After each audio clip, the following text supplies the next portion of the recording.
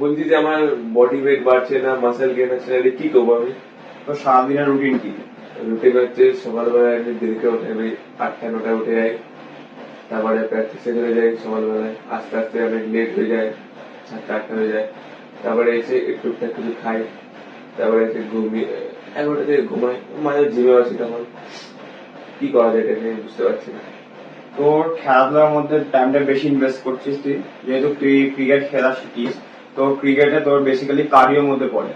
তো যত পারবি ক্রিকেটের মধ্যে টাইমটা কম ইনভেস্ট করবি, একটু রেস্টটা ভালো করে নিবি, ডেলি জিমে 6 থেকে 7টা মিল তুই নেওয়ার চেষ্টা কর, ঠিক আছে? তাহলে তুই আরামসে রেজাল্ট পাবি। যদি তো ওয়েট গেইন না হয়, আমরা সাপ্লিমেন্ট সেল করি, তো সাপ্লিমেন্টটাও হেল্প করবে তোর ওয়েটটা গেইন করার। যারা এরকম খেলাধুলা বাইরে প্র্যাকটিস করে বা শেখে, তাদের পক্ষে খুবই অসুবিধা হয়ে যায় ওয়েটটা গেইন করার জন্য। Proper discipline, proper lifestyle maintain করতে হবে, প্রপার সাপ্লিমেন্ট সে নিক, যাতে ওয়েট গেইন করতে হেল্প করবে। Thank you.